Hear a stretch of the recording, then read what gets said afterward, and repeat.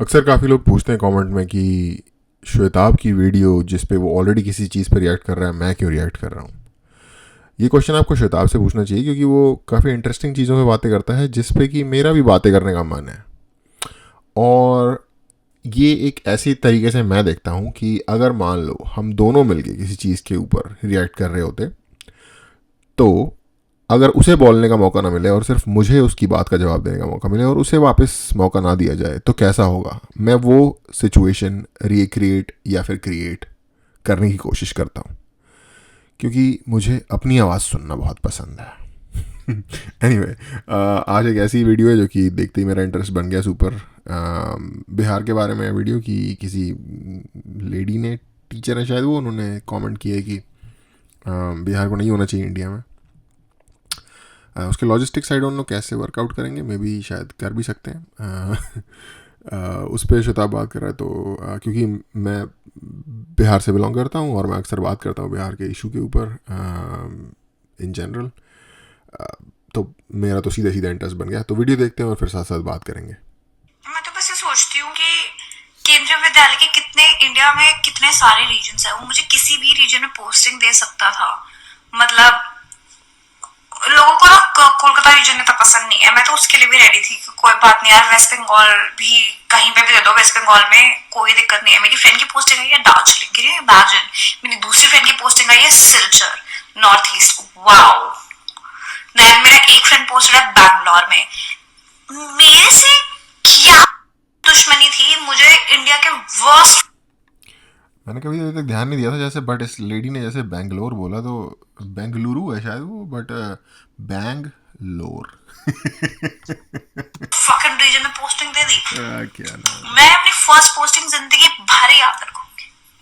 जब मेरे को गोवा दे देते, कहीं भी दे देते, उड़ीसा दे देते, कोई दिक्कत नहीं थी मुझे साउथ में कहीं भी दे देते, मुझे कोई दिक्कत नहीं। ये फेक अमेरिकन एक्सेंट वाली बीमारी मुझे लगता है पाकिस्तान से इंडिया में भी सीप इन कर गई है। जैसे आप लोगों को शायद याद होगा, एक मीम काफ़ी फेमस हो गया था पाकिस्तान में। एक लड़की कहती है यहाँ पे पॉरी चल रही है, पता नहीं कुछ इस तरीके से। तो ये बीमारी वहाँ पे मैंने ये और लोगों में भी देखी थी। एक इसके अलावा सलमान खान के अंदर ये बीमारी देखने को मिलती थी। वो थोड़ी अंग्रेजी ऐसे बोलता था जैसे अमेरिकन एक्सेंट में बोल रहा हूँ। अब है भाई, वो बोल सकता है भाई, चलो वो सुपरस्टार सर हैं, वो बढ़िया खतरनाक इंसान है। बट ये आम जनता में आ रही है भाई, क्या करें, इसका क्या किया जाए, कुछ करना होगा। हिमाचल साइड दे देते, मेरे को हार्ड स्टेशन ही दे देते, लद्दाख दे देते जहाँ पे कोई जाना नहीं चाहता। Hard station. हार्ड स्टेशन क्या होता है दोस्त? मैं जाने को रेडी हूँ, नहीं दिया इन्होंने मुझे। ये तो लड़की के लिए सिचुएशन बड़ी खराब हो चुकी है टेक्निकली, ठीक है। पहली रील के बारे में सिंपल बात कर लें। What it sounds like is तुम्हारा इंस्टा क्रैप पोस्टिंग। तुम सिंपल कैमरा लगा के अपनी भावनाएं शेयर करो, जो बातें तुम अपने बेस्ट फ्रेंड से करते हो, अपने मित्रों सखियों सबके साथ करते हो, काइंड ऑफ वो बात वो करते रहो। इसमें आपको जो झलक मिल रही है वो काइंड ऑफ हो सकता है आपको वेरियस स्प्रिंकल्स मिल रहे हैं पर्सनालिटी के। अगर आपका पर्सनली कोई भावना आ रही है देख के कि ये इसके बोलने के स्टाइल मुझे पसंद नहीं है, ये पर्सनल जजमेंट्स हैं, इनसे दूर हटो, इनसे हमें क्या करना। अगर आप बिजनेस डील में है, एक व्यक्ति चिंता इस बात की है कि ये एक बीमारी की तरह फैल रहा है दोस्त, आपके सामने आता है, अब उसकी पर्सनल कैरेक्टरिस्टिक्स क्या है, उसकी सोच कैसी है, उससे फर्क नहीं पड़ता। तुम्हें फर्क किस चीज से पड़ना चाहिए, क्या ये इंसान अच्छी डील मिलेगी इस इंसान के साथ, क्या ये डील निभाएगा ये इंसान, क्या अपना एंड जो भी है वो होल्ड करेगा, और हमारी जो बिजनेस पार्टनरशिप होगी वो फ्रूटफुल होगी। तो अपने एंड पे तो पहले कंप्लेंट कर रही है वो, फ्रूटफुल होगी, दैट्स इट। बाकी उसके विचार हो, ये हो, फलाना हो, ढिमका हो, क्या करना, उसका लाइफस्टाइल कैसा हो वैसा हो मेरा लाइफ। बाय द वे मैं एक्टिवली चूज कर रहा हूँ, क्योंकि बिहार से रिलेटेड वीडियो, मैं वहाँ से बिलोंग करता हूँ। एक तरीके से मेरे लिए काइंड ऑफ ऑफेंड होना यहाँ पे ज़्यादा प्रोबेबल हो जाता है। तो मैं एक्टिवली चूज कर रहा हूँ कि ऑफेंस ना लूँ इन मोहतरमा की इन बातों का। लाइफस्टाइल पोलर ऑपोजिट है, क्या करना। जिंदगी में नेविगेट करने के पॉइंट से बात कर रहा हूं मैं। 500 से लेकर 40,000 लोग मिलेंगे जीवन में। इमोशनल जजमेंट्स इम्प्लिसिटली आएंगे और महसूस करोगे। दिमाग को भी लेकर ऑन कर पाना और कहना कि ये जो मैं महसूस कर रहा हूं ये रिक्वायरमेंट है यहाँ पे। अगर आप ऑफिस जा रहे हो, यूनिवर्सिटी में हो, कहीं पे भी हो, अगर आप अपने अंदर ला पाओ कि मैं पर्सनल जजमेंट्स सिंपल इंसान को देख के ही, उसके बोलने के स्टाइल से ही नेगेटिव भावना आ रही है, हो सके तो उसको हमेशा ब्लैंक स्लेट पे ले आओ। कर पाओगे तो जिंदगी में किसी से भी बात कर पाओगे, तुम डील कर पाओगे, अग्रीमेंट में पार्टिसिपेट कर पाओगे। ओके, थोड़ा सिंप्लीफाई कर देता हूँ। ये क्या बोलने की कोशिश कर रहा है? ये बोल रहा है कि इरिटेटिंग बिहेवियर वाले लोगों का जो वो इरिटेटिंग आउटवर्ड फिजिकल ऑरा है उसको साइड पे रख के उस बंदे का जो सब्सटेंस है उस तक अगर पहुंच सको, या उसकी क्या वैल्यू है उसको एनालाइज करके वहाँ से सोच सको, तो एक अलग तो ज़्यादा बेहतर होगा। जो कि हाँ, ठीक बात है। या मैं ये नहीं कहूँगा कि अपने आप में नेसेसरी बात है, बट अक्सर ऐसा होता है कि जिनके आसपास की जो फ्रिल्स होते हैं ना, इनको फ्रिल कह लो या क्या वर्ड है, आई डोंट नो इसके लिए क्या, फ्रिल ही शायद ठीक वर्ड होगा, जो उल्टे सीधे एक्सेंट में बातें करते हैं। अगर हिंदी में भी सारे लोग इंडियन है फिर भी इंग्लिश में बात करेंगे, वहाँ पे भी इस तरीके की चीज़ें जिन जिन लोगों में होती हैं, इरिटेटिंग टाइप के, लाइक दूसरे को एक्नॉलेज ना करना, अपनी बात करना, जितने भी पर्सनैलिटी बेस्ड फ्लॉज एक इंसान में हो सकते हैं जो इरिटेट कर सकते हैं सामने वाले को। अक्सर ऐसा भी होता है कि वो लोग, उन लोगों के अंदर सब्सटेंस भी एक्चुअली नहीं होता। This is what I have observed. Of course वहाँ पे एक्सेप्शंस होंगे, बट जनरली मैंने ये ऑब्जर्व किया है। पाओगे तुम सबसे बना के रखोगे। हम क्योंकि इस वक्त बायस से देख रहे हैं, हमारा बायस है कि इसने कुछ गलत किया है, तो हमारा दिमाग ऑटोमेटिकली स्विच्ड ऑन। ऑल्सो ये भी है कि इस इंसान में खामियां ढूंढते या फिर वो चीज हम एक नेगेटिव वेलेंस की तरह ही देख रहे हैं, इस इंसान को एक नेगेटिव लेंस से ही देख रहे हैं। इस वीडियो में मैंने क्या देखा, डेटा वैसे फेकनेस को वैसे भी लोग नेगेटिव ही देखते हैं दोस्त। फेकनेस को लोग कोई ज़्यादा कुछ खास अप्रिशिएट नहीं करते, चाहे वो कॉन्टेक्स्ट उसका कुछ और भी हो सकता है। कुछ चीजें इरिटेबल लगे जिस तरह से बोल रही है, जो उसकी Yes. बातें, और उससे हमें क्या करना। तुमने भी ऑब्जर्व किया ना, तो यही बात है कि तुमने भी ऑब्जर्व किया, ऐसे ही हर कोई और भी ऑब्जर्व करेगा। अच्छी बात ये है कि तुम्हारी अच्छी बात ये है, या तुम्हारी प्रैक्टिस ऐसी है कि तुम सोचते हो रुक के चीज़ों पे, तो इसलिए तुम ये बात एड्रेस कर पा रहे हो। मोस्ट लोग ऐसा नहीं करते, वो होंगे इरिटेट इससे। I am not kidding. The situation of Bihar is actually fucked up. It is not even hyped up. It is, and me being here, I can see it every day. The ground reality is Bihar is just, people have no civic sense. Not even kidding. The people who want to travel from Bihar to Delhi, it is just, people have made it so difficult for us because, oh God, they have zero civic sense. I mean it, zero civic sense. India developing country मुझे लगता है बस इसलिए है because Bihar है उसके अंदर. The day we remove Bihar from India, it will be developed. मुझे जो गुस्सा है ना इस पे, मतलब people have no sense. इनको गुस्सा आ रहा है। ओके, बेटर ही होता ना, जो हो गया सो हो गया, तो मैं वो नहीं कह रहा हूँ, बट मैं कह रहा हूँ बेटर ये होता कि अगर इस लड़की ने सिंपली एग्जांपल्स दिए होते और सिंपल एग्जांपल के बाद खत्म कर दिया होता। अगर उन्होंने बताया होता कैसे कि ये बुक करा रही हैं। ओके, ये कोई है शांभवी, मेंबर ऑफ पार्लियामेंट है, एमपी हैं, समस्तीपुर, जो कि ज़िला है बिहार में, ज़िला या मतलब जगह है बिहार में, समस्तीपुर वहाँ की हैं। और इन्होंने सब्जेक्ट है, ये लेटर लिखा है इन्होंने, सब्जेक्ट है इस लेटर का, urgent action required against Kendriya Vidyalaya teacher Deepali Shah for derogatory remarks on Bihar.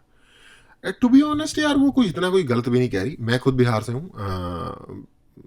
Bihar में हर वो चीज़ जिसकी रिस्पेक्ट होनी चाहिए और जिस पे मान होना चाहिए, मुझे है उस चीज़ पे मान, लेकिन नहीं है सिविक सेंस भाई वहाँ पे लोगों में।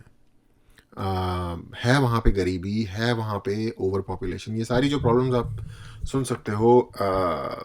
शहरों में इंफ्रास्ट्रक्चर सिरे से ही एग्जिस्ट नहीं करता, सिरे से ही नहीं एग्जिस्ट करता दोस्त। तो अब जाके पिछले कुछ 10-15 सालों में सड़कों की हालत थोड़ी सी ऐसी हुई है कि मतलब सब सहारन अफ्रीका के लेवल पे, कॉन्गो वोंगो के इनसाइडर में जो है ना, DRC कंट्री, उसके इनसाइड से थोड़ी सी बेटर हालात अब हुए हैं पिछले 10-15 साल में। बट जहाँ तक सिविक सेंस की बात है, मैं इन लेडी जी से पूछना चाहूँगा, दीपाली जी से, कि इंडिया में कहाँ पे सिविक सेंस है? कहीं पे ऐसा नहीं है बिहार में कि बिहार में कोई एक्स्ट्रा चूतिया सिविक सेंस चल रही है। पूरा इंडिया का वही हाल है, ठीक है। मैंने पूरा इंडिया, नॉर्थ ईस्ट में अप टू सिक्किम, साउथ में अप टू गोवा, नॉर्थ में अप टू, नहीं नॉर्थ में मैं दिल्ली से कोई उत्तराखंड से आगे नॉर्थ में मैं कभी गया नहीं, वेस्ट में राजस्थान वगैरह सारा, गुजरात वगैरह, महाराष्ट्र सब देखा हुआ है। साउथ में थोड़े से डिसिप्लिन्ड लोग आपको मिल जाएंगे, मुंबई वगैरह में बेहतर, जो कि मेरा एक्सपीरियंसेस रहे हैं, मैंने पहले भी शेयर किए हैं। कुछ चीज़ों में वो लोग हैं, but in general north India और जहाँ से जैसी आपकी लैंग्वेज लग रही है, बात करने का तरीका लग रहा है, तो most likely you are from somewhere in north India और लाइक दिल्ली वगैरह के आसपास से। हो सकता है मैं गलत हूँ, लेकिन ऐसा मुझे लग रहा है। तो आपके जो पहले के एक्सपीरियंस रहे हैं सिविक सेंस में, वो बहुत अच्छे रहे हैं या तो ये क्या रहा है मुझे नहीं पता। हो सकता है आपके पास गाड़ी हो, आपको कभी पब्लिक ट्रांसपोर्ट में ट्रैवल ना करना पड़ा हो इतना एक्सेसिवली, क्योंकि बिहार आप गए हो, वहाँ की पोस्टिंग हुई है, तो हो सकता है आपने गाड़ी ना ली हो तो आपको सिविक सेंस में दिक्कत दिख रही हो। कुछ भी हो सकता है, मुझे नहीं पता। I am just like figuring out कि क्या रीज़न रहा होगा। बट सिविक सेंस इंडिया में कहीं पे भी नहीं है लोगों के अंदर, टू बी ऑनेस्ट। कोई को सीट्स नहीं मिल रही, सारी ट्रेन बुक चल रही हैं, ट्रेन जो बुक और बाय द वे जो ये कह रहे हैं कि बिहार से को अगर हटा देंगे तो इंडिया फिर डेवलपिंग कंट्री नहीं रहेगी, क्या बोला जाए इस पे यार। भी है, वहां पे इतना मुश्किल होता है सीट मिलना, क्योंकि लोग सीट हड़प लेते हैं। सेम चीज को अगर एक दूसरे फॉर्मेट में बोला जाता है, जहां पे इंसान बता रहा है कि मैं सुबह निकलता हूं या निकलती हूं अपने घर से, और भाई रोड में मैं क्या विटनेस करता हूं, किस लेवल की चीजें, परेशानियां, कितने पहलुओं पे मैं विटनेस कर रहा हूं, जो कि अलग लेवल का डेग्रेडेशन है। आई थिंक वहां पे कोई प्रॉब्लम नहीं होती, क्योंकि वहां पे हो जाता है कि इंसान अवेयरनेस कर रहा है, इवन दो फ्रस्ट्रेटेड है, अपनी रैंट मोड रही है, बट जब तुम इलेबोरेट करते हो अपनी प्रॉब्लम को, तो क्या होता है दूसरा इंसान इमेजिन कर पाता है, उसको सुन पाता है। और आई थिंक कई बार लोग अपनी खुद की फीलिंग्स भी शेयर करते हैं। तुम्हारी पर्सनल स्टोरी, तुम्हारी खुद की जिंदगी है, तुम अपनी आंखों से जो देख रहे हो तुम वही व्यक्त कर रहे हो। दूसरी जगह आते हैं जहां पे आप आ गए हम उस जगह पे जहां पे इंडिया डेवलप बन जाएगा अगर हम बिहार हटा दें। एक बहुत बड़ा मीम है भाई, डिलीट इंडिया मीम ग्लोबली चल रहा है। ये सारे भारतीय जानते हैं ये मीम चल रहा है। मीम फोकस किस चीज पे भाई? इसी चीज पे कि भैया सिविक सेंस नहीं है इंडिया में, ट्रैश, गंदगी, गंदगी एक्चुअली डर्टी कंट्री। दूसरा मीम चलता है जहाँ पे एक इंसान जाके माइक लेके लोगों से पूछ रहा है which is the dirtiest country in the world, and सबका ऑलमोस्ट आंसर होता है इंडिया, ऑलमोस्ट सबका। मैं यहाँ पे एक अपना पर्सनल एक्सपीरियंस शेयर करता हूँ, या फिर एक पर्सनल इन्फॉर्मेशन। मैं और मेरा भाई अक्सर हम लोग ना ऐसे जनरल डिस्कशन कर रहे होते हैं चीज़ों के बारे में, तो हमने एक थॉट डेवलप किया था, और वो ये था कि दुनिया में जिस तरीके से इंडिया को देखा जाता है, जितनी जितनी चीज़ों के बारे में, इंडिया के बारे में जो जो इमेजेस बिल्ड हो रखी हैं ओवरऑल, उसका माइक्रोकॉज्म बिहार है इंडिया के अंदर। पैरेलल्स देखो कितने सारे हैं। फॉर एग्जांपल, इंडिया से पूरी दुनिया में लोग काम करने जाते हैं, हर तरीके का, लेबर से लेके मिडल ईस्ट में टेक सेक्टर से लेके फुली, मतलब जैसे कह सकते हो आपकी fully skilled, highly skilled jobs करने के लिए भी, टेक सीईओ तक। मतलब मिडल ईस्ट में बिल्डिंग बनाने वाले लेबर से लेके फूड डिलीवरी वाले बंदे से लेके सिलिकॉन वैली में टेक सीईओज तक आपको इंडिया से जाते हुए दिखेंगे। तो पूरी दुनिया को हम मैन पावर सप्लाई कर रहे हैं। बिहार का एग्जैक्ट इंडिया में यही पैरेलल है कि इंडिया से आईएएस, आईपीएस, आईआईटीएंस बन के पूरी दुनिया में, पूरे इंडिया में लोग जाते हैं, और दुनिया में भी जाते हैं बाय द वे। बट हम यहाँ पैरेलल की बात कर रहे हैं, तो वो इंडिया। तो कहने का मतलब ये है कि बेसिकली लेबर पूरे जिस तरीके से इंडिया पूरी दुनिया में लेबर भेजता है, वैसे बिहार पूरे इंडिया में लेबर भेजता है हर तरीके की। मतलब मैं यहाँ पे फर्स्ट ग्रेड ऑफिसर्स और आईटीसीईओ की सबको उसमें एक लेबर, क्योंकि हर ये लेबर के ही अंदर आते हैं, अगर आपको नहीं पता, उसमें इंक्लूड कर रहा हूँ। एक ये पैरेलल है। दूसरा पैरेलल, एजुकेशन इंडिया में, जितनी गरीब कंट्री इंडिया है और सिविक सेंस वगैरह की जितनी कमी है, उस हिसाब से रिलेटिवली इंडिया की एजुकेशन बहुत अच्छी है। सिमिलरली बिहार जितना गरीब है इंडिया में, या बिहार के पास जितनी रिसोर्सेज की कमी है, वहाँ का जो एजुकेशन के मामले में जो क्वालिटी है, वो उसी तरीके से, अनदर पैरेलल है कि वो बेटर है। इसीलिए बहुत सारे आईएएस और आईपीएस और आईआईटीएंस और वट नॉट हर जगह लोग निकल के आते हैं, क्योंकि वहाँ के लोगों के पास जितने भी थोड़े बहुत पैसे हैं या नहीं भी हैं, वो फिर भी एजुकेशन का जुगाड़ करने की सोचते हैं। जैसे सुपर 30 वगैरह ऐसी चीज़ें आपको बिहार में मिलेंगी, जहाँ पे ऐसे बंदे आईआईटी की तैयारी कर रहे थे जिनके पास अगले टाइम के खाने की रोटी का भी जुगाड़ नहीं था। तो इस तरीके की ऑलमोस्ट इम्पॉसिबल जैसी लगने वाली चीज़ें आपको वहाँ देखने को मिलेंगी, क्योंकि एजुकेशन ही उनका बस लाइक माइंड सेट है। और ऑफ कोर्स हर कोई ऐसा नहीं है, बट ऐसा इनफ मात्रा में है कि इसको एक ऑब्जर्वेबल सिचुएशन के तौर पे समझा जा सकता है, या ऑब्जर्वेबल पॉइंट ऑफ डेटा के तौर पे लिया जा सकता है। इसी तरीके से इंडियंस को की जिस तरीके की negative dull kind of image है पूरी दुनिया में सिविक सेंस ना होने की, सेम बिहार के बारे में आप सुन ही रहे हैं। जबकि टू बी ऑनेस्ट, और मैं कोई गुस्से से या वैसे नहीं कह रहा, जो सच सच बोलने के स्पिरिट में कह रहा हूँ कि इंडिया में सिविक सेंस इन जनरल कोई कहीं भी नहीं है। साउथ की इन जनरल रिलेटिवली और नॉर्थ ईस्ट की थोड़ी सी सिविक सेंस बेटर है। मैं पर्सनली सिक्किम गया हूँ, पूरे सिक्किम में घूम के गैंगटॉक से लेके बॉर्डर तक, चाइना नहीं, तिब्बत का बॉर्डर तक गया हूँ। सफाई आपको मिलेगी, रिलेटिवली डिसेंट लोग हैं। रिसेंटली कुछ, और मैं काफ़ी पहले गया था, मैं गया था 2012 के आसपास, तो अब पता नहीं क्या हालात हैं, तो एक वो भी चीज़ है।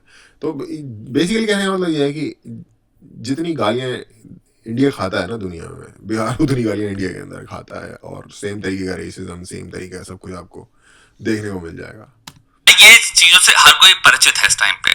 अब यहाँ पे हमारे पे आता है प्रश्न कि इसको हम डील कैसे करते हैं। इसको पुट कर सकते हैं किस पर्सपेक्टिव से, कॉग्निटिव डिसोनेंस के। कॉग्निटिव डिसोनेंस क्या होता है? जब आपके पास दो ऑपोजिट थॉट्स आप कन्फ्रंट कर रहे होते हो तो डिसोनेंस क्रिएट हो रहा होता है दिमाग में। यानी कि भाई एक तरफ भारत से मैं प्रेम करता हूं और मैं नहीं सोचता भाई भारत को इतना गंदा देश है, दूसरी तरफ लोग वीडियोस दिखा रहे हैं, फिर लोग ऐसी चीजें बोल रहे हैं और ओपनली माना जा रहा है ये कि भारत बहुत गंदा देश है, तो मेरे दिमाग में कॉग्निटिव डिसोनेंस आ रहा है। तो उस डिसोनेंस को सेटल, बात बुरी लगेगी लोगों को, लेकिन ये एक्चुअली सच है। जो डिसेंट कंट्रीज है, not even decent countries, for example आप सेंट्रल एशियन कंट्रीज में भी जाओगे ना, तो वहाँ भी आपको रिलेटिवली क्लीनर एनवायरनमेंट मिलेगा। और मुझे पता है लोग इस बात का वो देते हैं कि हमारा जो लैटिट्यूड है वो एक सर्टेन जगह पे है जिसकी वजह से धूल ज़्यादा होती है, ये वो। उस लैटिट्यूड में जॉर्डन जैसी कंट्रीज भी हैं, इजराइल जैसी कंट्रीज भी हैं, वो क्लीनर है रिलेटिवली। ईरान है उस लैटिट्यूड में, ईरान क्लीनर है। ये लोग, ये कंट्रीज कोई अमीर नहीं है हमसे। हमारे यहाँ सफाई की एक कल्चरल लेवल पे प्रॉब्लम है, और ये पूरे इंडिया में ही है, सॉरी टू से दैट। करने के लिए अपने दिमाग में इंसान बहुत तरह की स्ट्रेटेजीज कर सकता है क्रिएट। कुछ स्ट्रेटेजीज क्या हो सकती हैं, जैसे कि बैकफायर इफेक्ट। बैकफायर इफेक्ट होता है जहां पे इंसान जो चीज मानता था वंस, उस चीज को जब वो चैलेंज होते हुए देख रहा है, इवन फैक्ट से, साइंस से, वो इंसान एक्चुअली में और ज्यादा स्ट्रांगली रिग्रेस करके सपोर्ट करने लग जाता है अपने प्रायर बिलीफ को। इसे कहते हैं बैकफायर इफेक्ट। दूसरा हो सकता है इंसान क्या करे, जो फैक्ट्स हैं उनको कहे ये फैक्ट्स ही नहीं है, ये तो प्रोपेगेंडा है, ये हमारे खिलाफ प्रोपेगेंडा चल रहा है। तो वो क्या कहेगा, नई नैरेटिव रच देगा ताकि उसको एक स्टोरी मिल पाए जिससे वो कंफर्टेबल है। तो उसकी स्टोरी क्या हो सकती है, ये पूरी ग्रैंड कंस्पिरेसी चल रही है। इन जनरल इंपॉर्टेंट है, पहला सिविक सेंस की प्रॉब्लम है, दूसरा गंदगी की प्रॉब्लम है। इन जनरल, अगेन कोई चीज 100 और 0 नहीं होती। तीसरा, हम सबके पर्सनल रिस्पॉन्सिबिलिटी है, हम सब इसमें रिस्पॉन्सिबल हैं। ऑल्सो कम्युनिटी लेवल पे भी कोऑर्डिनेटेड एफर्ट्स लैकिंग है, तो ये भी प्रॉब्लम है। गवर्नमेंट पॉलिसी द्वारा इंप्लीमेंटेशन एंड एग्जीक्यूशन लेवल पे भी प्रॉब्लम है। कोई चीज सिर्फ पर्सनल नहीं हो सकती, कोई चीज, वो बेसिकली अगर आप देखोगे ना प्रॉपर, अगर डीप में जाके देखोगे, layer by layer peel out करोगे, तो at the end of the day culture में प्रॉब्लम है। इसीलिए गवर्नमेंट में प्रॉब्लम है, इसीलिए लोगों में प्रॉब्लम है, इसीलिए म्यूनिसिपल कॉरपोरेशंस जिनका काम है सफाई करना और लोगों को, और पुलिस का काम है लोगों को बिहेवियर प्रॉपर रखना, उनको दिक्कत नहीं होती। फॉर एग्जांपल, जो व्यक्ति इंडिया में रह रहा है ना नॉर्मली, जिसने एक अच्छा ठीक ठाक समय बाहर नहीं गुजारा या कभी गया भी नहीं इंडिया से बाहर अच्छी साफ सुथरी किसी जगह पे, या इवन जो नॉर्थ ईस्ट से कोई अगर मेन इंडिया में आया है, फॉर एग्जांपल दिल्ली या यूपी या किसी भी ऐसी, या बिहार में आया है, वो व्यक्ति को दिक्कत हो जाएगी आते के साथ ही कि यार क्या गंदी जगह है, ये है वो है। मैं टू बी ऑनेस्ट पहली बार जब मैं मुंबई गया था तो मैं ट्रेन से गया था, और पता नहीं बांद्रा या कोई स्टेशन था जहाँ पे हम लोग उतरे थे, मुझे नहीं, बांद्रा नहीं था, कुछ और था जगह का नाम। तो बाहर निकलती ना, वहाँ खूब झुग्गी झोपड़ियाँ, झोपड़पट्टी टाइप की जगह थी वो। मैं थोड़ा शौक में चला गया कि यार ये मुंबई तो हमने सुना था बड़ा शहर है, और मैं दिल्ली से गया था, तो ये तो बहुत यहाँ पे लाइक गंदगी वगैरह है, ये है वो है। अब ऐसा नहीं है कि पूरा मुंबई वैसा है, वो ट्रेन स्टेशन ही ऐसी जगह पे था जहाँ पे उस तरीके की सिचुएशन है बाहर। तो हमारे यहाँ जो लोग इस तरीके के खराब माहौल में रह रहे हैं और कुछ कर नहीं रहे हैं उसको क्लीन करने के लिए, वो बेसिकली यूज टू ही उस चीज से हैं। और जो पहली दो कैटेगरी बता रहे हैं, गवर्नमेंटल नहीं हो सकती। हर लेवल पे आपको अलग अलग परसेंटेजेस में, अलग अलग रीजन्स में परसेंटेजेस चेंज होती रहेंगी, प्रॉब्लम्स दिखेंगी, तभी चीजें खराब हैं। ऊपर से भी अगर इसको बहुत ढंग से कंट्रोल किया जाए, पनिशमेंट्स इनकॉर्पोरेट करी जाए, पनिशमेंट्स क्या करती हैं? इंडिविजुअल बिहेवियर को ये चेंज करती हैं। पनिशमेंट कहां से आता है? बिहेवियरल आ गया ना साइकोलॉजी में। अब आप रीइंफोर्स कर रहे हो पनिशमेंट के थ्रू बिहेवियर करेक्शन का। बाहर सारे देशों में इंसान सिर्फ खुद से नहीं कर रहा, पनिशमेंट भी एग्जिस्ट करती है बहुत स्ट्रॉन्ग, बहुत स्ट्रॉन्ग। तो दो अलग फैक्टर्स हैं, यानी मैक्रो लेवल पे भी, माइक्रो लेवल पे भी, मीजो लेवल पे भी।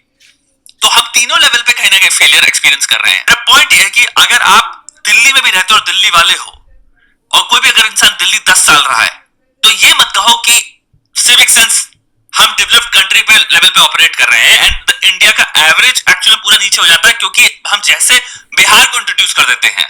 ये तो कोई सच नहीं है। प्लेंटी ऑफ पीपल तुम्हारे दिल्ली में भी कूड़ा फेंक रहे हैं, रोड के किनारे फेंक रहे हैं। प्लेंटी ऑफ पीपल के अंदर सिविक सेंस नहीं है। बाय दैट रिगार्ड ये स्टेटमेंट की इंडिया इंटायरली डेवलप्ड नेशन के लेवल पे ऑपरेट कर रहा है, लेकिन जहां हम बिहार को इंट्रोड्यूस कर देते हैं, हम डेवलप से डेवलपिंग में चले जाते हैं। I think this is an unfair statement from that point of view, and I think that unfair नहीं है, ये एब्सोल्युटली डम स्टेटमेंट है, आउट ऑफ टच स्टेटमेंट है। बेसिकली इस तरीके की बात उस लड़की के एंड पे तो कि उसने क्यों की होगी। बेसिकली यार लोग इस तरीके की बातें करते हैं पॉपुलर होने के लिए, वायरल जाने के लिए, वट जो भी है। अब वो इस तरीके के एक्सट्रीम स्टेप क्यों लेते हैं वायरल होने के लिए, उसके आप 36 साइको एनालिसिस कर सकते हो। बट या तो ये एक एक्सट्रीमली डम स्टेटमेंट है, या तो एक ये कह सकते हो कि थोड़ा सा स्ट्रेटेजी के साथ स्ट्रेटेजिक वे में दिया गया स्टेटमेंट है कि एक ऐसी एक्सट्रीम बात बोलो कि जिससे कि बवाल हो ही जाए, कि बलवा जब तक नहीं होगा तब तक हमें मज़ा नहीं आता, कलेश करने में इनको मज़ा आता है। वो वाली बात है। तीसरी चीज़ शायद ये हो सकती है कि भाई वो वहाँ गई, फ्रस्ट्रेट हो रखी है, बोले जा रही है, पर कितने दिन तक फ्रस्ट्रेट रही, रोज रोज आके बोल रही है, तो इसका मतलब स्ट्रेटेजिकली कर रही है। मैं रहा हूँ दिल्ली में भाई, और मैं बिहार से हूँ, तो बिहार भी मैंने देखा हुआ है। दिल्ली में एक से एक ऐसी जगह आपको मिल जाएंगी जिनको आपको देख लगेगा कि ये क्या नर्क जैसी जगह है, और बिहार में आपको एक से अच्छी जगह भी मिल जाएगी जो साफ़ सुथरी वो होगी। इसका एक बहुत बड़ा फ़र्क होता है शहर कहाँ है और गांव या रूरल एरिया कहाँ है। बिहार के रूरल एरिया में चले जाओ, सब कुछ साफ़ सुथरा है, सब कुछ क्लीन है। इनफैक्ट ऐसी पिक्चर्स निकलती हैं शाम या सुबह के टाइम में, मिस्टी हो रखा होता है, अगर हल्की हल्की सर्दी है, अभी के टाइम में मॉर्निंग में मिस्टी हो रखा होगा, बहुत खूबसूरत लगता है, फुल ग्रीनरी है, ठीक है। शाम के टाइम सनलाइट एक एक एक खास तरीके से रिफ्रैक्ट करती है, जिसकी वजह से एक बड़ा अच्छा इफेक्ट आ जाता है। चारों तरफ क्लीन एयर है, क्लीन स्काई है, सब कुछ साफ है। रूरल एरियाज की बात कर रहा हूँ। शहर में चले जाओगे गंद होगा, मिसमैनेजमेंट, गंदगी, ये होगा। कुछ एरिया हो सकता है शहर में चले जाओगे बिहार के किसी, जहाँ रिच लोग रहते होंगे, वो आपको साफ सुथरा ऑर्गेनाइज मिल जाएगा। जहाँ गरीब लोग झोपड़पट्टी में रहते होंगे, वहाँ गंदगी होगी, सिविक सेंस कम होगी। सेम चीज़ पूरे इंडिया में अप्लाई करती है। also exists because यहाँ पे एक level of diffusion of responsibility चल रही है, क्योंकि हम ये चीज जानते हैं कि हाँ ठीक है कोई प्रॉब्लम तो है, लेकिन एक ऑप्शन है मेरे पास, या तो मैं पर्सनल रिस्पॉन्सिबिलिटी लूं, दूसरा ऑप्शन है मैं सिंपल कर दूं कि ये इनकी वजह से है, मैं हमारी प्रॉब्लम थोड़ी है, ये सब तो इस स्टेट ने किया है। लास्ट पार्ट आता है, आई थिंक फाइनली हम लोग को यहाँ पे एक समझने का टाइम आ गया है, इंडिया गॉट लेटेड के बाद स्पेशली, कि इवन तो इंटरनेट ग्लोबल है, जिसकी वजह से एक डिल्यूजन क्रिएट हो सकता है कि हर व्यक्ति, हर वासी जो इंटरनेट पे बैठा है वो इंटरनेट वासी है।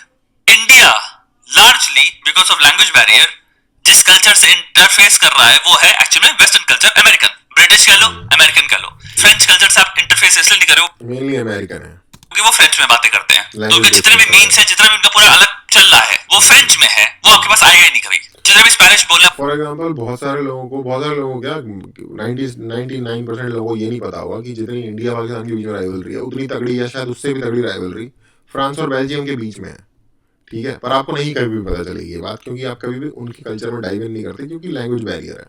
सेम जर्मन या ईस्ट जर्मनी और वेस्ट जर्मनी के बीच में किस लेवल का क्या चुतियाब चलता है, ये हमें पता चलेगा अगेन, क्योंकि जर्मन लैंग्वेज में होता है। अभी जर्मनी में इलेक्शन हुआ है, आई डोंट थिंक कि बहुत सारे लोग अवेयर होंगे कि वहाँ एग्जैक्टली क्या सिचुएशन चल रही है, कौन सी पार्टीज हैं। मेन हमारा जो पाला पड़ता है वो 90% पड़ता है अमेरिका से, और 10% में ऑस्ट्रेलिया, कनाडा, और कनाडा का थोड़ा अभी 7% हो गया होगा 10 में से, यूके, इन सब वाले कंट्रीज हो गए, उनका एक अलग चल रहा होगा जो आप कभी टच नहीं किए हो, आपके पास कभी आया नहीं है।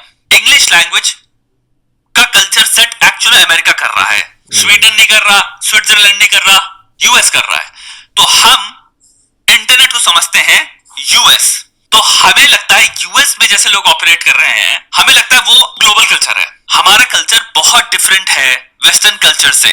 नाउ इसको अगर सिंपल ऑब्जेक्टिविटी के पॉइंट से देख पाओ, सब्जेक्टिविटी के नहीं कि क्या होना चाहिए, मैं वो बात नहीं कर रहा हूं, क्या है मैं इसकी बात कर रहा हूं। मैं रिकॉग्नाइज सबसे पहला स्टेप है करना पड़ेगा कि एक बहुत लार्ज, बहुत ही रिजिड, स्ट्रॉन्ग कॉन्शियसनेस होती है हर कल्चर की। इवन लीगली आप बहुत डिफरेंट हैं, आपके पास वो सेम राइट्स नहीं, क्योंकि हमारे कॉन्स्टिट्यूशंस कंप्लीटली डिफरेंट हैं। जब तक इंसान यहाँ पे ये नहीं समझेगा कि हमारे कल्चर्स बहुत डिफरेंट हैं और मेजर लोग, इंसान, व्यक्ति, पॉपुलेशन। एक व्यूअर ने मुझे कमेंट करके बताया था कि स्पेसिफिकली इंडिया का जो कॉन्स्टिट्यूशन है वो स्पेसिफिकली ऑफेंड कि किसी को आप ऑफेंड नहीं कर सकते, वो भी फ्री स्पीच में नहीं आता। ये मुझे स्पेसिफिकली बताया था विद लाइक स्केड्यूल टर्म और नंबर वगैरह जो भी उसका था।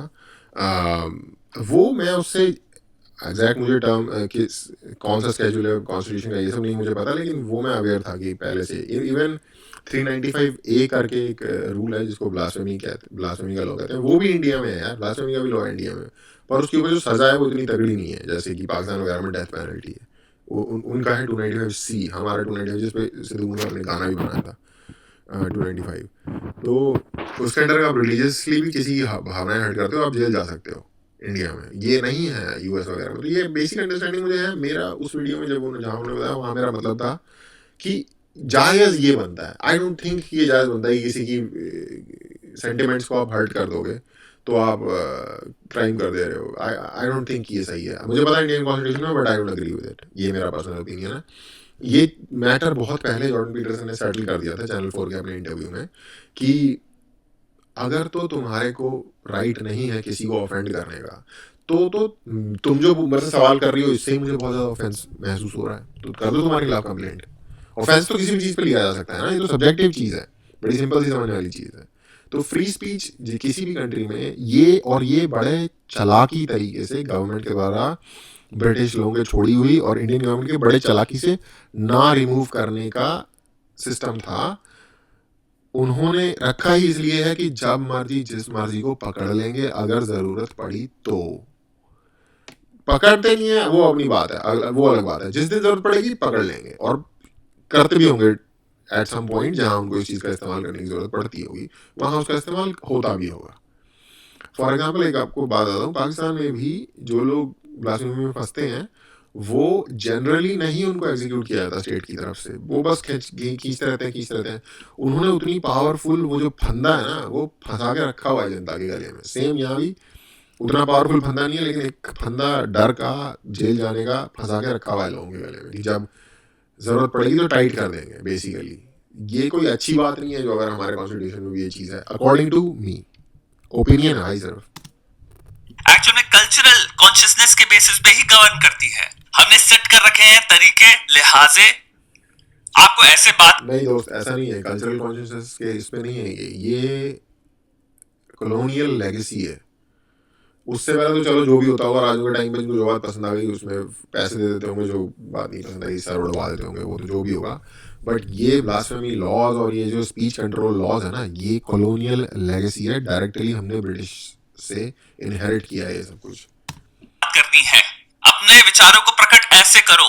यहाँ पे सारी चीजें मैं ऑब्जेक्टिवली बता रहा हूँ, मैं ये नहीं कह रहा कि ये मैं कह रहा हूँ। हाँ ये बात है कि हाँ है, ये एग्जिस्ट करता है। ये अगेन शुदा भी नहीं कह रहा कि ये होना चाहिए ये वो। मैं सिर्फ ये कह रहा हूँ कि ये कल्चर से ये हमारा कल्चर का ऑर्गेनिक हिस्सा नहीं है।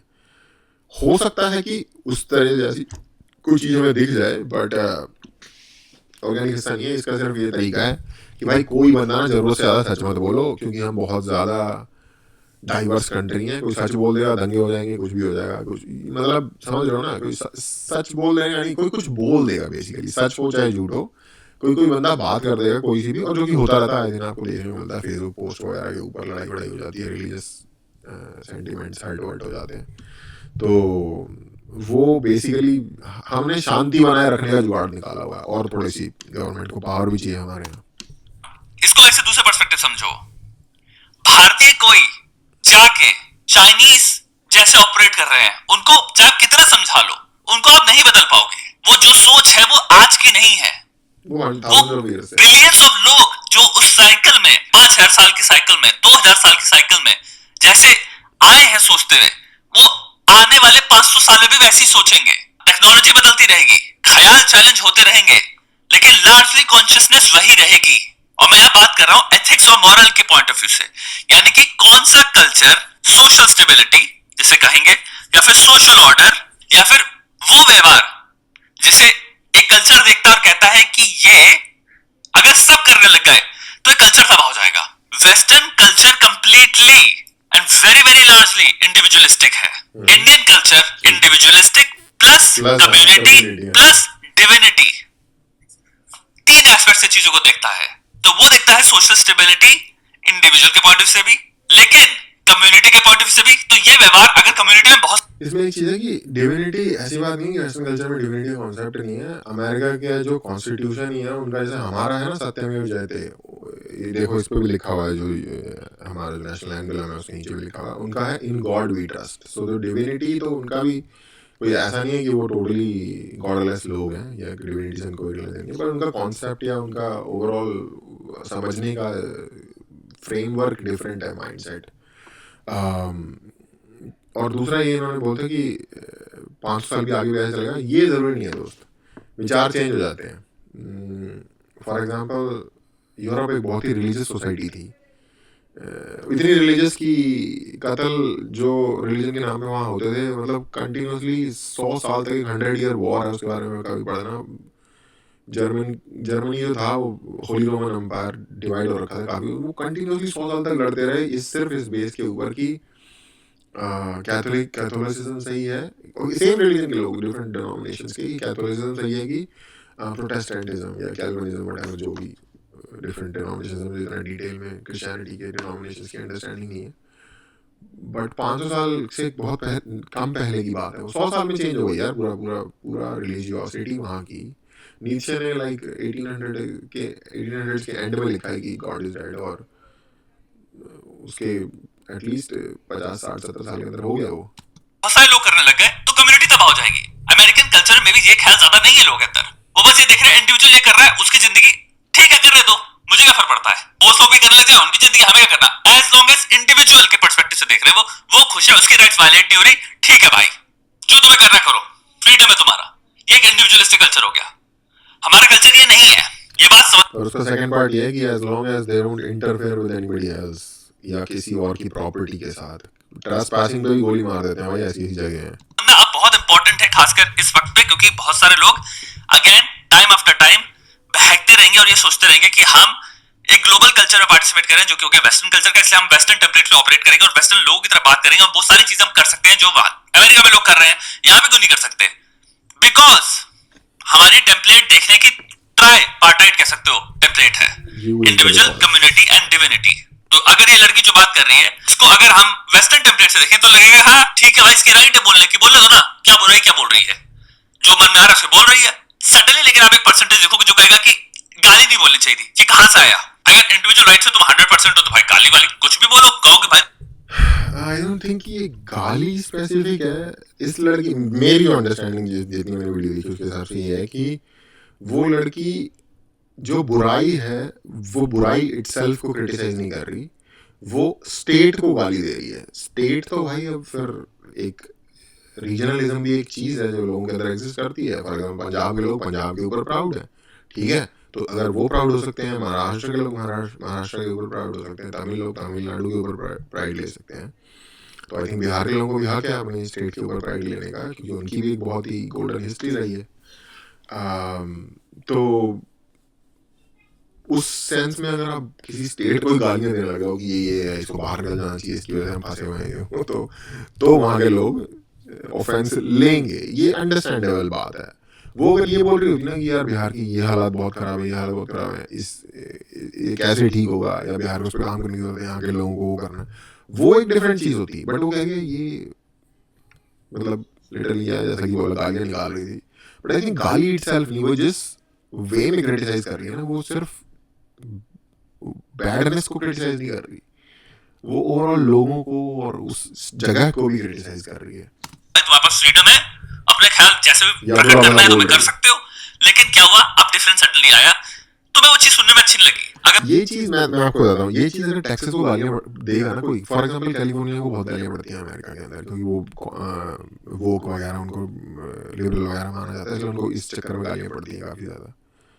तो कैलिफोर्निया के जो कैलिफोर्निया में रहने वाले लोग हैं, जो अपने आप को एसोसिएट करते हैं उस जगह से, वो उसको अच्छा नहीं मानेंगे। ये एक थोड़ा सा आई थिंक यहाँ पे मैं थोड़ा सा डिफर करता हूँ शताब से। अगर कोई अमेरिकन तुम्हारी जगह होता तो कहता मुझे कोई प्रॉब्लम नहीं है। पहला शिफ्ट आया, गाली तुम्हें इसलिए अच्छी नहीं लगी क्योंकि इसको तुम कम्युनिटी पॉइंट से देखते हो। तुम देखते हो कि अगर हर व्यक्ति ऐसी बातें करने लग गया, स्टेट को गाली रखने लग गया, जो जिस समाज को हम समाज कहते हैं वो टूट जाएगा। और ये बहुत क्रूशियल पॉइंट है, बस यहाँ पे एक चीज को समझ लेना, कम्युनिटी पॉइंट ऑफ व्यू है क्या, वे बस समझ लो। कम्युनिटी पॉइंट ऑफ व्यू है कि बिहेवियर वो होना चाहिए जिसमें सोशल ऑर्डर या सोशल स्टेबिलिटी मेंटेन हो। ये कम्युनिटी पर्सपेक्टिव है जो हमारी सोसाइटी में बहुत स्ट्रांगली एग्जिस्ट करता है, आज से नहीं 10,000 साल से करता आ रहा है और 10,000 साल बाद ही करता रहे। नहीं, ये बाद वाला नहीं है, 10,000 साल तक का भी नहीं कह सकते, क्योंकि उस टाइम तक के हमारे पास प्रूफ नहीं है। हाँ, सोसाइटल स्ट्रक्चर ऑलमोस्ट सारी ही सोसाइटी में इसी तरीके से था, एक कंप्लायंस था towards society. I don't think कि कोई भी ऐसी आज से 300 साल पहले दुनिया की कोई भी ऐसी कंट्री थी जहाँ इंडिविजुअलिस्टिक लाइफस्टाइल जैसे कि आज चलता है वो चल रहा था। क्योंकि आज का जो इंडिविजुअलिस्टिक लाइफस्टाइल है जो आप वेस्ट में देखते हो, वो सिर्फ इसलिए पॉसिबल नहीं है क्योंकि वो वेस्ट वैसा ही था शुरू से। वो इसलिए पॉसिबल है कि साइंस ने इस तरीके की तरक्की कर ली है और इस तरीके के टूल्स और प्रोसीजर्स इजाद हुए हैं कि अब इंडिविजुअल होना पॉसिबल है। 200-300 साल पहले तक ये पॉसिबल ही नहीं था यार। आप अपने गांव से बाहर जाओगे दूसरे गांव में, आज के टाइम पे किसी रैंडम गांव में ऐसे ही चले जाना, ठीक है, 10 बंदे इकट्ठे हो जाएंगे पूछने के लिए कि हाँ भाई कौन हो, ठीक है। तो आज के टाइम पे वो ट्रैवल लेवल की भी, खुले होके ट्रैवल करने की भी, आप ना तमिलनाडु एक रैंडम गांव में चले जाना, या फिर आंध्रा के, या फिर अगर आप नॉर्थ इंडिया से हो तो पंजाब के रैंडम गांव में चले जाना, लोग इकट्ठे हरियाणा के किसी गांव में चले जाना, भाई लोग आ जाएंगे इकट्ठे हो, हाँ भाई कौन हो, कहाँ से आए हो, क्या करने आए हो। तो वो एक हम ग्रुप में रहते थे, ग्रुप के अंदर सेफ्टी थी, ग्रुप के अंदर ही भलाई थी, इसलिए वो ग्रुप वाली थॉट थी। वो तो यार रेनेसांस हुआ है, रेनेसांस के बाद थिंकर्स आए जिन्होंने इंडिविजुअलिज्म के ऊपर सोचा है, और वहां से वेस्ट में एक सर्टेन टाइप का इंडिविजुअल थॉट, क्योंकि साइंस ने उसको पॉसिबल बनाया पिछले 100-150 साल के अंदर कि आप रह सकते हो as an individual, specially for women के लिए तो भाई ये बड़ी रिसेंट चीज है। 100 साल भी नहीं हुए अभी पूरी तरीके। 1920 में उनको यूएस में वोट देने का अधिकार मिला है। तो इतना इसलिए आपको पता भी नहीं है, ये इम्प्लिसिटली हुआ है कि हो सकता है जब उसके मुंह से गाली निकली हो ना, आपको हल्का सा इमोशनल शिफ्ट हुआ है। इमोशनल अगेन ये गाली की बात नहीं है, गाली से भी हो जाता होगा लोगों का, लेकिन वो स्टेट को गाली दे रही है यार। वो गाली भी ना भी दे रही होगी ना, वो गाली भी वो कहाँ दे रही है, वो जो एफिन वर्ड में जो बोल रही है वो कोई डायरेक्टली गाली भी नहीं बनता अपने आप में। वो बेसिकली जो स्टेट है उसको अब्यूज कर रही है। अगर वो यही उसने वर्ड बोला होता ना, the traffic is so effing bad here, या फिर the infrastructure is so effing bad here, उतना इस लेवल का फर्क नहीं पड़ता। आई थिंक ये मेरा ओपिनियन है कि वो रिकॉर्डेड लेट्स जस्ट से या सिंथेसाइज्ड मॉरल जजमेंट्स हैं, मॉरल थॉट्स हैं। आपका इमोशन भी एक कलेक्शन ऑफ थॉट्स हो सकता है जो यूं निकला। ये कजान तुम्हारे रिसर्चर थे, उनकी थ्योरी थी बहुत स्ट्रांग, ये ह्यूम तक ने प्रोपोगेट किया है, फिलोसोफर जो थे। द रीजन व्हाई भारत देश में गालियां, अब मुझे समझ में आई बात, खराब लगती है लोगों को, और मैं बहुत पहले सोचा था क्यों है। मेरी थ्योरी या मेरी हाइपोथेसिस ये होगी, the answer to that is कि गालियां जब हम सुनते हैं, इवन तो गालियां इंडिविजुअल लेवल पे, पर्सनलाइज लेवल पे समझ में आता है कि भाई मैं अपनी रिस्पॉन्सिबिलिटी ले रहा हूं, लेकिन हम गाली को नॉर्म नहीं बनाना चाहते कि इंटरपर्सनल लेवल पे मैं अपनी जो भी गाली बकूं वो ठीक है, वो मेरी जिंदगी है, वो वहां तक मेरी रिस्पॉन्सिबिलिटी, और हम वो अलाउ करते हैं। हम इंडिविजुअल या ऑटोनॉमी अलाउ करते हैं जिसमें हम जज नहीं करेंगे, ठीक है ये ऐसा इंसान है। लेकिन भाई मैं नहीं चाहता मेरा लीडर ऐसे बिहेव करे, क्योंकि अगर लीडर बिहेव करेगा तो वो एक कम्युनिटी नॉर्म सेट कर रहा है कि अब हम नॉर्म में ऐसी बातें कर सकते हैं, और परसेप्चुअली ऑब्जेक्टिवली नहीं, परसेप्चुअली हमारे कल्चर की टेम्पलेट में गाली बकना, ऐसी भाषा बोलना हम रिस्की बिहेवियर में देखते हैं। ये इंसान मे भी शायद ट्रस्टवर्दी नहीं है, मे भी ये इंसान शायद रूल्स तोड़ना चाहे, मे भी ये इंसान शायद धोखा देना चाहे। अब सिंपल सा प्रश्न लाओ, कम्युनिटी मेंटेन किस भावना के बुनियाद पे होती है? ट्रस्ट। मैं अपने नेबर पे ट्रस्ट कर सकता हूं, मैं अपने नीचे वाले पे ट्रस्ट कर सकता हूं। तो हम बेस्ट व्यवहार एक्सपेक्ट करते हैं। एक नॉर्मेटिव व्यवहार वो होना चाहिए जहां पे भाईचारा हो, सद्भावना हो, हम साथ दे रहे हैं दूसरे का। गालियां बोलना कैटेगरी में हमारे दिमाग में देखा जाता है जिस एक सिग्नल आता है उससे, ठीक है, चीज को हम ट्रस्ट नहीं कर सकते। इवन तो हो सकता है रिसर्च में आपको मिले कि भाई इसमें भी नुआंस है, और हर गाली बोलने वाला व्यक्ति एक्चुअल में उसका कोई रिलेशन नहीं है उसके व्यवहार से, जो कि एक्चुअल मिलेगा भी आपको। हो सकता है गाली एक्चुअल में उसके इंटेग्रिटी से रिलेशन। रिसर्च में आपको देखे एक्सप्रेशन है ऑनेस्टी का। सिमिलरली लेकिन ये भी हो सकता है आपको बहुत घटिया लोग भी मिले हैं लाइफ में जिन्होंने दूसरों के साथ बहुत बुरा किया है, और वो हर चीज और वो मेरी पिछली 3-4 वीडियो में मैं एक बात बार बार ठोक ठोक के बोल रहा हूँ, वो ये कि जो जितना अपने आप को संत दिखाएगा, जो जितना अपने संत है प्रॉपर धार्मिक संत नहीं, लेकिन जो जितना अपने आप को पायस दिखाएगा बेसिकली, वो उतना आरामी इंसान होगा अंदर से, ये बात पक्की है। इसमें बहुत ज्यादा गाली बोलते थे और गालियों के द्वारा ही अपने ख्याल प्रकट करते थे जो डरावने गंदे ख्याल थे। तो इसमें भी कॉम्प्लेक्सिटी है। तो कम्युनिटी पर्सपेक्टिव में हम आई थिंक कॉम्प्लेक्स आदान प्रदान डिबेट सब एग्जिस्ट करते हैं। बट अगेन सोसाइटी उस बंदे का अच्छा सोचती है, वो तभी निकल के आता है उसका अंदर का सच जब कोई कुछ बाहर आ जाए केस वेस। लेकिन वो टेम्पलेट्स कम्युनिटी लेवल पे हम ऐसे चाहते हैं जिससे कि पूरा परिवार सुन पाए, कम्युनिटी बेहतर हो पाए। मुझे लगता है यार ये फैमिली के साथ देख सकते हैं, ये मूवी अच्छी नहीं है, जो बंदे कहते हैं हमें सब कुछ फैमिली के साथ देखना जरूरी थोड़ी है। फिलोसॉफिकल उत्तर and to a great degree psychological उत्तर ये है कि हम ना सोचते हुए भी इम्प्लिसिटली ऑफेंड हो जाते हैं या हमें गुस्सा आने लग जाता है। जहां गालियां हो सकता है आपका भी एक लिमिट हो, 2-3 से आपको प्रॉब्लम ना हो, बट हल्का से जहां ऊपर जाता है आपको होता है कि भाई मुझे अच्छा नहीं लग रहा, पता नहीं क्यों। ये भी तो मैं खुद बोलता हूं, लेकिन पता नहीं क्यों मुझे जब प्रचार हो रही है वो चीज, मुझे इस माध्यम से मुझे वो चीज अच्छी नहीं लग रही। ओके, तो ये यार बेसिकली जब वाइडर ऑडियंस पे एक सोर्स के थ्रू ब्रॉडकास्ट हो रही है ना, जब कोई चीज़ यानी कि टीवी या इंटरनेट या वेबसाइट, वहाँ पे जब गालियाँ चल रही होती है ना, वो हम पसंद नहीं करते। इंटरपर्सनल लेवल पे मोहल्ले में सड़क के ऊपर अपनी हमारी रोजमर्रा की लाइफ में लोग गाली दे रहे होते हैं और वो एक्सेप्टेड चीज़ है, जितना मैंने समझा, या एटलीस्ट मेरा भी यही सेम ओपिनियन है। बट मुझे लगता है कि जैसे हम गाली में हैं, हम एक जनरल लेवल पे देखा जाए तो कंजर्वेटिव सोसाइटी है। फॉर एग्जाम्पल शराब पूरी दुनिया में बहुत नॉर्मल चीज़ है, बहुत ही ज़्यादा पार्ट ऑफ कुलिनरी, खानों वगैरह में लोग वाइन डाल के कुछ चीज़ें बनाते हैं जो वाइन से बनती हैं। इंडिया में आज के दिन में भी मैं कम्युनिटी से जानता हूँ, फॉर एग्जाम्पल मेरी खुद की कम्युनिटी में अगर कोई व्यक्ति शराब पीता है तो उसे अच्छा नहीं माना जाता। शराबी एक ये बंदा तो शराबी कबाबी ऐसे बोला जाता है। तो शराबी एक अच्छा पेजोरेटिव है आज के टाइम पे भी, जबकि शराब पीना एक बहुत नॉर्मल है बाकी सोसाइटीज़ में।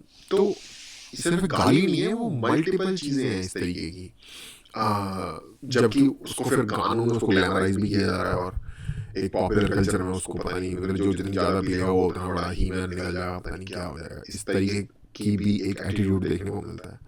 तो एक है सोसाइटी में उस चीज़ का, बट गाली देना तो यार देखो, अगर किसी अगेन सेम चीज़ है कि किसी भी देश में जाके अगर किसी स्पेसिफिक रीजन को आप गाली दोगे ना, वो कितने भी जर्मनी में जाके आप भाई जाके दे दो, बर्लिन के अंदर जाके बर्लिन वालों को गाली दे दो और फिर देखोगी कहोगी बर्लिन चूतिया सिटी है ये वो, तो अगर आपको नहीं आएगा बैकलैश आएगा यार, बैकलैश आएगा। और जितना ज़्यादा वो काइंड ऑफ कंट्री साइड की जाएगा वो भी उतना ज़्यादा बैकलैश आएगा, क्योंकि फिर लोग उतना ज़्यादा एसोसिएट करते हैं अपने आप को उस चीज़ के साथ। मैं नहीं चाहता ये नॉर्म बने, मैं चाहता हूँ ये इंडिविजुअल कोहोर्ट में मेरे बेस्ट फ्रेंड की जो सर्कल है वहां तक ठीक है, लेकिन मैं नहीं चाहता मेरे मौसा जी से मैं ऐसे बात करूं, मैं नहीं चाहता मेरे मामा ऐसे मुझसे बात करे, मैं नहीं चाहता मेरा पुत्र अपनी माँ से ऐसे बात करे, मैं नहीं चाहता भाई मेरा पुत्र अपनी दादी को दादी ना कहे, जी ना कहे, पैर ना छुए, जो कि अमेरिका में एग्जिस्ट नहीं करता। वो नाम बुलाते हैं, वो बड़ों को नाम से बुलाते हैं, उनमें वो सिस्टम ही एग्जिस्ट नहीं करते, पैर छूने के, नमस्ते कहने के, थोड़ा सा आदर सत्कार, ये सब नहीं है भाई, कल्चर्स में एग्जिस्ट ही नहीं करता। वहां पे आंटी भी नहीं बोल रहे, हो सकता है भाई वो आंटी को भी नाम से बुला रहे हो। हमारे कल्चर एक्चुअली पोलर ऑपोजिट्स हैं, एंड अब टाइम मेरे ख्याल से आ रहा है कि हमें ये चीज रिकॉग्नाइज करनी चाहिए। ओके, ये एक ब्रॉड स्टेटमेंट है कि हमारे कल्चर पोलर ऑपोजिट्स हैं. इसके ऊपर बैठ के बड़ी डिटेल में बात की जा सकती है. समझने में कि अपने विचार प्रकट करने के लिए भी ये कॉन्शियसनेस को समझो वो है क्या, इसको इग्नोर मत करो और ये वहम से मुक्त हो कि आप एक वेस्टर्न टेम्पलेट में जी रहे हो, क्योंकि आप कोशिश जितना कर लो आप नहीं हो, क्योंकि कुछ चीजें इम्प्लिसिट होती हैं, बल्कि मोस्ट चीजें आपके जीवन में जो ऑपरेट कर रही वो एक मीम नहीं चलता थैनोस का जो हिंदी में डब है, वास्तविकता के साथ जीना सीखो. वही है कि इंडिया में रह रहे हो तो इंडिया की रियलिटी के साथ सिंक होकर रहो भाई. इम्प्लिसिटली है. कॉन्शियसली आप बहुत ही छोटा पोर्शन है अपनी जिंदगी का जो कंट्रोल करते हो. बहुत ज्यादा एक्शंस, डिसीजंस, बिहेवियर्स एक्चुअल में इम्प्लिसिट होते हैं. और इम्प्लिसिट बिहेवियर्स बहुत हद तक कल्चरली कनेक्टेड है. हम तीनों पर्सपेक्टिव से देख रहे हैं, इंडिविजुअल, कम्युनिटी एंड डिविनिटी. हम साइकोलॉजी का बेसिक कॉन्सेप्ट होता है नेचर वर्सेस नर्चर. तो ये कह रहा है कि जो नर्चर वाला जो पार्ट है उसकी बड़ी इंपॉर्टेंस है. उतना इंडिविजुअल को फ्रीडम देते हैं जहां पे तुम्हारा कार्यक्रम, तुम्हारा विचार, तुम्हारे ख्याल सोशल ऑर्डर के परखच्चे नहीं उड़ा देते. हर कोई बस गाली गलौज कर रहा है. यही तो ख्याल है. अब वापस जो इंडियाज गॉट हेटेड में यही तो ख्याल था. सब बोल रहे थे यूथ को तबाह कर रहे हैं. अगर सब ऐसी बात करने लग जाए, रियलिटी क्या है? अबे ऑब्वियसली सबको पता है यूथ में सब गालियां बक रहे हैं. जो चीजें हैं वो हैं, ठीक है, लेकिन हम इसे सेलिब्रेट नहीं कर सकते. ये फर्क है. तो जो कम्युनिटी 10,000 साल से जो इंश्योर कर रही थी कि इंडिविजुअली भी आपकी राइट्स प्रोटेक्ट करी जाएगी, कम्युनिटी भी इंश्योर कर रही है सबको. But I don't think Shweta अभी कोई इतना ना ऑर्गेनिक सीन है कि लोग इतना चढ़ बढ़ के निकल आए. नहीं यार, ये कोई भी इस तरीके की चीज़ है ना जिसका डायरेक्टली किसी इंसान से लेना देना नहीं होता, पर्सनल लेवल पे या किसी और भी लेवल पे, इवन स्पिरिचुअल लेवल पे भी. और फिर अगर उसमें कोई इस तरीके की ऑनलाइन आपको बाढ़ आई हुई दिखे ना, तो समझ लो कि वो एक सर्टेन लेवल का कुछ क्रिएट हो रखा है. मीडिया वाले जो आपको दिख रहे हैं ना लोगों को हरास करते हुए, वो तो मतलब क्या, वो तो दल्ले भी उनके लिए एक रिस्पेक्टफुल वर्ड है. वो इस तरीके की एक ब्रीड बन चुकी है जो लोगों के पीछे माई के लिए इस तरीके से भागते रहते हैं, पापराजी या वटएवर जो भी. वो उनकी भी थोड़ी सी बेटर इनसे ना जो मोरालिटी होगी या कोड ऑफ एथिक्स होंगे वो थोड़े से इनसे बेटर होंगे. ये उस लेवल के लोग हैं. इनको चाहिए स्टोरी कहीं से भी कुछ भी करके मिल जाए बस. हर बंदे, और जो कर रहे हैं, जो भाग रहे हैं, उनकी भी अपनी मजबूरी है, उनको भी अपना घर चलाना है, सैलरी लेनी है, तो प्रमोशन लेनी है. एक बुक है, एक मूवी है, बुक कह रहा हूँ यार, मैं नाम भूल गया एक्टर का. साउथ पॉ का जो एक्टर था उसकी मूवी है. मूवी का नाम है नाइट क्रॉलर. तो अगर किसी को देखना है ना कि किस लेवल के बंदे डेस्परेट होते हैं न्यूज़ वगैरह की एजेंसी में होते हैं न्यूज़ लाने के लिए, वो मूवी देखना नाइट क्रॉलर उसकी है. यार नाम भूल गया एक्टर का. साउथ पॉ मूवी देखी होगी आप लोगों ने. gwyneth paltrow का पता नहीं भाई है वो, शायद पता नहीं कौन है. जेक जिलेनहॉल की मूवी है. Anyway, movie recommendation. Community corrupt हो चुकी है, तो इंडिविजुअल की राइट से क्या? एक ये डर है. और एक छोटी सी बात मैं आपको बोलना चाहता हूँ. एक चीज यहाँ पे बहुत क्लियरली समझना, ये डिफेंस नहीं है. हम यहाँ ऑब्जेक्टिवली बैकग्राउंड नॉइज आ रही होगी, छोटे बच्चे बाहर खेल रहे थे. फिनोमिनोलॉजी समझ रहे हैं एक चीज की, बाय थ्योरी. हम थ्योरीज एंड हाइपोथेसिस क्रिएट कर रहे हैं एक फिनोमिनॉन को समझने का. कोई डिफेंस नहीं है, कोई अटैक नहीं है, समझने की कोशिश है. बहुत सारे लोग हैं जो चीजों को मैं देखता हूँ रिड्यूस करना चाहते हैं, और मेरे बहुत सारे वीडियोस मैं देखता हूँ भयंकर लेवल पे बोला जो जा रहा था उसको तोड़ मोड़ के ये बना के पेश किया जा रहा है. अगर कॉम्प्लेक्स थिंकिंग में एंगेज नहीं अच्छा लगता सुनना, आपको लगता है ये तो ज्यादा बोल रहा है, प्लीज मत देखो, अनसब्सक्राइब करो. मैं हाथ जोड़ के आपसे विनती करता हूँ. मुझे नहीं चाहिए लाख व्यूज, मुझे 20,000 व्यूज ही मिले, लेकिन लोग जो एक्चुअल में कॉम्प्लेक्स थिंकिंग प्रैक्टिस करना चाहते हैं, मुझे बस वो लोग चाहिए जो एक्चुअल में इतनी गहराई से सोचना चाहते हैं एक फिनोमिनॉन को समझने के लिए कल्चरल लेवल पे. ये बड़ा इंटरेस्टिंग होगा जानना अगर कभी, मतलब कि जैसे मैं भी श्वेता की काफ़ी सारी वीडियो को रिव्यू करता हूँ, क्रिटिसाइज भी करता हूँ, अग्री भी करता हूँ, एंडोर्स भी करता हूँ, बट क्रिटिसाइज भी करता हूँ. इसी वीडियो में काफ़ी सारे डिफरेंसेस हैं. तो आई डोंट नो कि मेरे बारे में अगर ये देखे तो इसको कैसा लगेगा कि क्या मैं कॉम्प्लेक्स थिंकिंग में पार्टिसिपेट कर रहा हूँ या मैं बस मजे ले रहा हूँ जैसे बाकी लोग. मैं सोशियोलॉजिकल लेवल पे, साइकोलॉजिकल रिड्यूस कर रहा हूँ छोटे लेवल पे, फिलोसॉफिकल लेवल पे. मैं लेवल अपने चैनल का नहीं गिराऊंगा इसलिए. तो हाँ बिल्कुल, साइड्स नहीं लिए जा रही. साइड से मुझे मतलब ही नहीं है. यहाँ से कितना खतरनाक तुम बन सकते हो और हम सब बन सकते हैं. कोशिश है ये चैनल, उसकी अटेम्प्ट है ये, दैट्स इट. इसलिए इसका नाम है पर्सपेक्टिव्स. पर्सपेक्टिव्स शेयर हो रहे हैं. फिर आपकी भावनाएं इतनी, पता है मुझे क्या बुरी चीज़ इसमें लग रही है. इसमें लग रहा है कि यार बंदा सिर्फ अपने ओपिनियंस देना चाहता है इश्यूज़ के बारे में, क्योंकि एक थॉटफुल इंसान है। और ये एक लिटरली थॉटफुल इंसान है, क्योंकि इसने यूट्यूब तब शुरू किया था जब कोई इतनी बड़ी आंधी नहीं चल रही थी यूट्यूब की।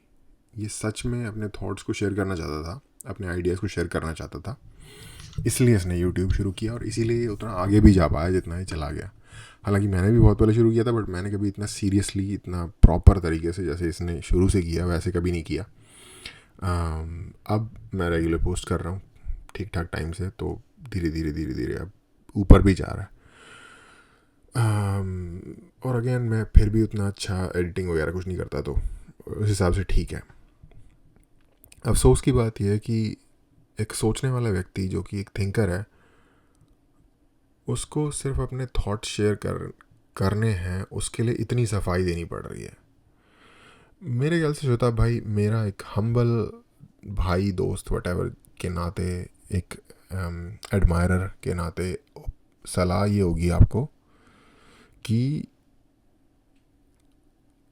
जो लोग क्रिटिसाइज़ कर रहे हैं उनके ऊपर अगर तो उनके पास कोई सॉलिड पॉइंट है तो उस पर बात कर लो, अगर आपको करनी है, आपकी मर्ज़ी।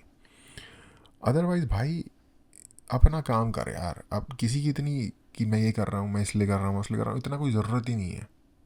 अपना लोग समझदार हैं, लोग समझते हैं जब कोई व्यक्ति किसी सर्टेन उससे काम कर रहा होता है कि वो कितना मतलब की वजह से कर रहा है, कितना किस वजह से कर रहा है।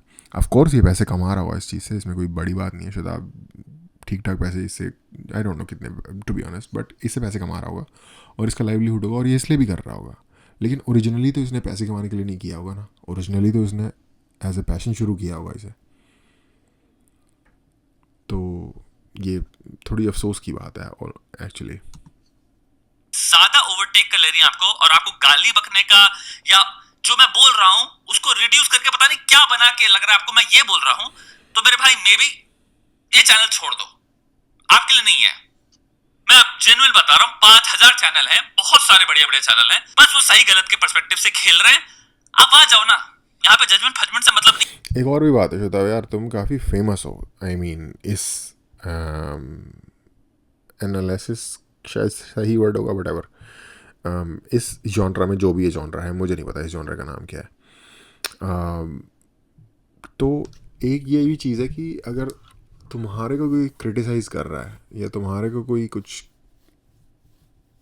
एक्सपोज कर रहा है, तो वो एक तरीके से तुम्हारे जो ऑलरेडी जो फेम है उसकी भी वेव राइड कर रहा है। मैं इसीलिए, और अगेन किसी हद तक मुझे भी इस चीज़ का फ़ायदा होता है कि अगर मैं हमारी वीडियो पे रिएक्ट करता हूँ, बट अगर ये तुम्हारी 21 मिनट की वीडियो है, और मैं ये जानबूझ के नहीं करता बाय द वे, मैं कोशिश करता हूँ कि कम बोलूँ ये मेरा कम है बाय द वे, और फिर भी ये वीडियो चली जाती है 1-1 घंटे में। मतलब तुम्हारी 21 मिनट की वीडियो है, मेरी जो रिएक्शन वीडियो है 1 घंटा टच करने वाली होगी, घंटा टच करने अबे यार ऑलमोस्ट 1 आवर की वीडियो होगी। तो मैं सच में ये कोशिश करता हूँ ईमानदारी से, अगेन कहीं ना कहीं मुझे भी इसका फ़ायदा होता है कि तुम एक पॉपुलर क्रिएटर हो, तो मैं तुम्हारी वीडियो पे बात करूँगा तो कुछ ना कुछ मुझे उससे बूस्ट मिलेगा, या कभी नहीं भी मिलता बट मिलता है। तो ये भी उन लोगों की एक वो हो सकती है कि अगर वो तुम्हारे को अटैक करेंगे या किसी तरीके से करेंगे, कोई छोटी मोटी कंट्रोवर्सी बनेगी और उससे उनको फ़ायदा होगा। नहीं है, फिनोमिनोलॉजी समझ रहे हैं हम चीजों की, ये खूबसूरत चीज है, मजा आता है। काहे तीर मारे हम किसी के और काहे तीर ले हम किसी के, आप दूर से बैठ के चित्र देखते हैं ना, उसको 80 पर्सपेक्टिव से समझने की कोशिश करते हैं। ये सारी बातें हो सकता है बहुत लग रहा हो कि बैठ नहीं रही हो पेट में, लेकिन अगर इसको एक एलियन की तरह देखोगे ना, बिना जजमेंट के, बिना कंटेंशन के, सिंपल देखने के लिए व्हाट इज, अगर मैं गेम खेलने आया हूं उस पृथ्वी में, तो जिस ज्योग्राफिकल रीजन में मुझे गेम खेलना है उसके रूल्स क्या हैं, अगर इसको रूल्स की तरह देखोगे तो बहुत जल्दी समझ में आएगा। आई होप आपको अच्छा लगा ये वीडियो, सोचने को मिला हो। बाकी तो अपनी जिंदगी में काम करते रहो, डिप्लोमेटिकली गेम कैसे खेलना है वो स्ट्रेटेजी बिल्ड करते चले जाएंगे हम लोग। पॉइंट है बस आगे बढ़ना, चीजों को समझो, रियलिटी को समझो। रियलिटी समझना बहुत इंपॉर्टेंट चीज है खिलाड़ी के लिए, और मैं चाहता हूं तुम सबसे खतरनाक खिलाड़ी बनो अपने गेम में, आगे बढ़ते रहो। थैंक यू भाई। नमस्ते मेरे। डिप्लोमेटिकली से ज़्यादा सही वर्ड शायद होगा स्ट्रेटेजिकली, आई डोंट थिंक कि हर पोजीशन में आपको डिप्लोमेटिक होना होता है लाइफ में. कुछ पोजीशंस में आपको स्टैंड लेना पड़ता है, और I think you understand that too. You just used the word unintentionally probably, you know. Again उस लेडी के बारे में तो क्या ही बोला जाए, बहुत ही हाईली स्टूपिड या प्रोवोकेटिव तरीके से बोली गई बात है. उसका कोई खास जस्टिफिकेशन मैं देना भी नहीं चाहता. बिहार में है हालात ख़राब भाई, कोई मतलब वो वाले थोड़ा भारत में के ओवरऑल एरिया में थोड़ा सा वो गरीब राज्य है. ठीक है, मैं वहीं से हूँ, फुल हमें मान है अपना वहाँ से होने पे. खुश नसीब है कि वहाँ से हैं, कहीं और से होना पसंद भी ना करते. लेकिन जो है थोड़ा बहुत हमारी हालात ख़राब है, उस पर काम करने की ज़रूरत है. हमें बेहतर लोगों को अपना नेता चुनने की ज़रूरत है. और मुझे एक्चुअली होप है कि एक गोल्डन फ्यूचर होगा. आज ना हो, 100 साल, 150, 200, 500 साल बाद हो, लेकिन उस जगह का फ्यूचर गोल्डन है, इस बात में कोई शक नहीं है.